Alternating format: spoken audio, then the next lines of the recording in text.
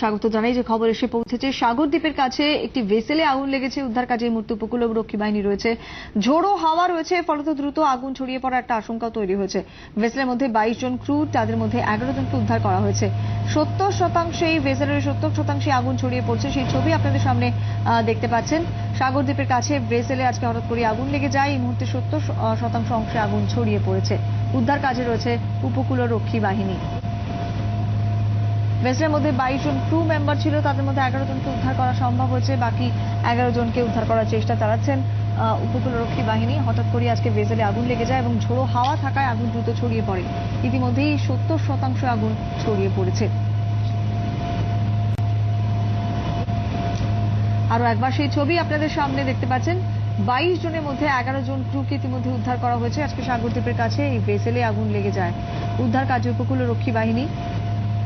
ভেসেলের মধ্যে 22 জন ক্রু ছিলেন, তার মধ্যে 11 জনকে উদ্ধার করা সম্ভব হয়েছে। কিন্তু ঝোড়ো হাওয়া রয়েছে, ফলত আগুন ছড়িয়ে পড়ার একটা আশঙ্কাও তৈরি হচ্ছে এবং ইতিমধ্যেই 70% আগুন ছড়িয়ে পড়েছে।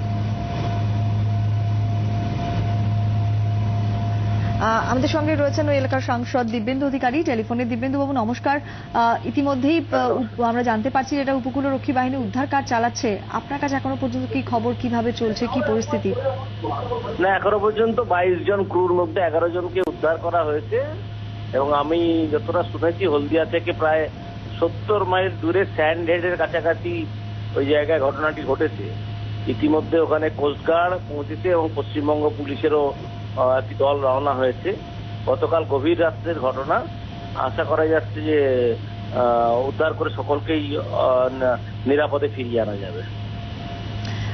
এখনো পর্যন্ত আপনি যেটা বললেন যে ইতিমধ্যে 11 জনকে উদ্ধার করা হয়েছে, বাকি 11 জনের মধ্যে কারোর কি কোনো প্রাণহানির খবর পাওয়া গিয়েছে?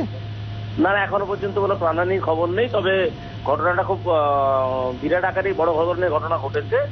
ইতিমধ্যে ইন্ডিয়ান কোস্টগার্ড ওখানে পৌঁছেছে, পশ্চিমবঙ্গ পুলিশের তরফ থেকেও একটি দল ওখানে রওনা হয়েছে। চেষ্টা চালানো হচ্ছে যাতে সকলকেই নিরাপদে ফিরিয়ে আনা যায়।